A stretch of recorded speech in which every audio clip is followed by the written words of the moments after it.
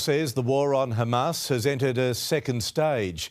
Its Prime Minister has addressed the nation, announcing IDF ground forces have entered Gaza and its aerial attacks will intensify.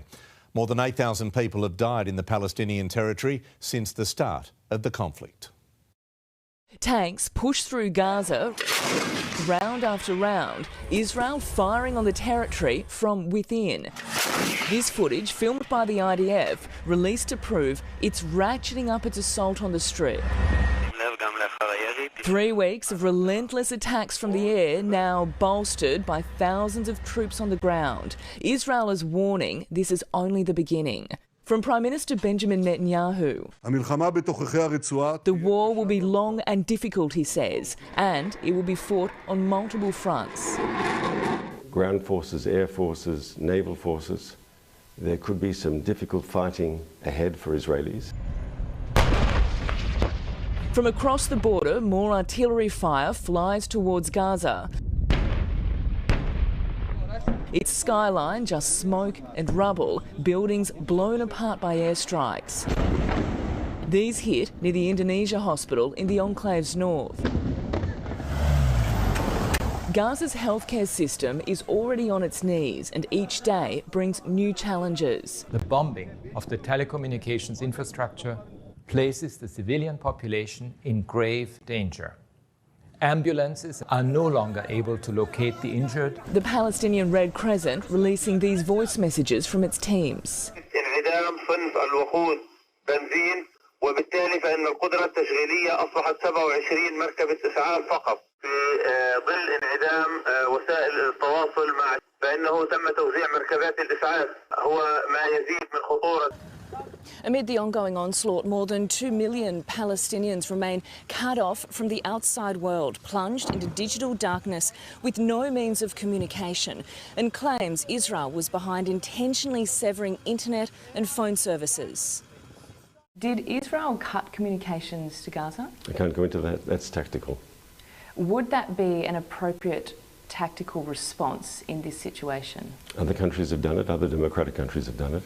So is it possible that Israel cut communications with Gaza? I can't go into tactical issues. Its tactics facing intensifying global scrutiny. Hundreds of thousands of pro-Palestinian demonstrators packing the streets of the world's largest cities to call for a ceasefire. Stop bombing Gaza! Freedom! Freedom! Protesters marching on 10 Downing Street in London and filling New York's Brooklyn Bridge. Some political leaders also taking aim at Israel. Turkey's leader, President Erdogan, threatening, "We will proclaim you as a war criminal." From the Commander-in-Chief of Iran's Revolutionary Guard.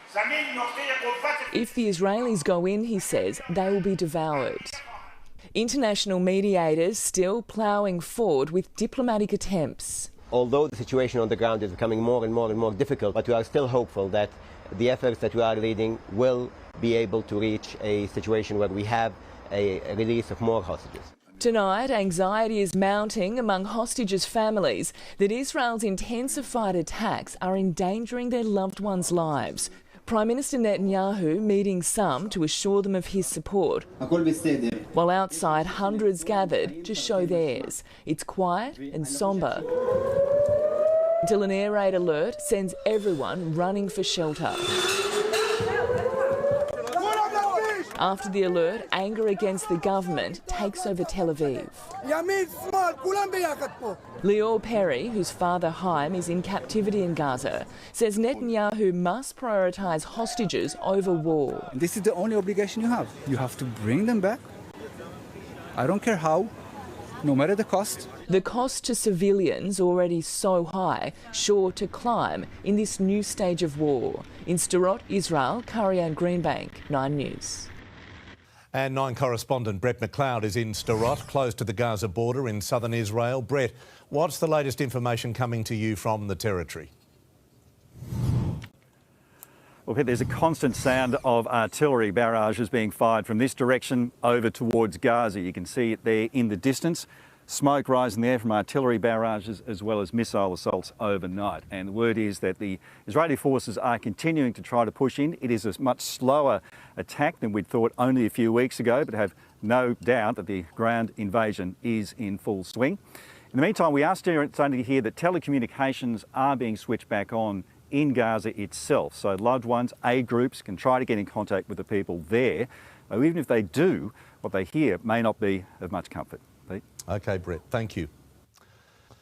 Sydney's Jewish and Palestinian communities have today rallied in large numbers in the city, a day of passionate but peaceful protest. Police say there were no incidents among the 14,000-strong demonstrators, with both communities promising to ramp up activity in the coming days and weeks. Sydney's Jewish and Palestinian communities, separate rallies on separate streets. I'm Israel, I'm Israel, I'm Israel, Palestine will be free! Palestine will be free! But with Gaza's strained communication, both sides are collectively vowing it'll get louder here. We feel our voice should be heard. We are united with one voice saying the same thing. Gazans' lives matter.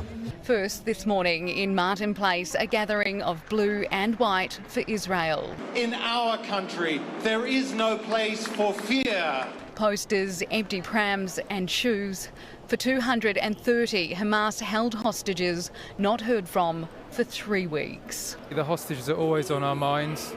Within the wider community, I think they're kind of old news, which is really sad. Danny Levy arrived in Sydney from northern Israel last week. Look at Israel. There are people that are looking for peace. It's hard for me to talk because I lost 7 friends. Also counting thousands of civilian losses, Sydney's Palestinian community and supporters. It's devastating. We're watching this, we're not sleeping.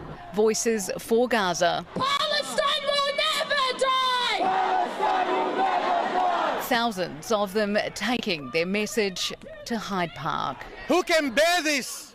It's our children. And we just want to say that we hear you all around the world, and even in the furthest part south in Australia. Organisers on both sides today credited with keeping the peace and in our city giving each other space. 2 rallies shutting down a host of central Sydney streets, but today no trouble under the watch of hundreds of our city police. All my brothers and sisters there.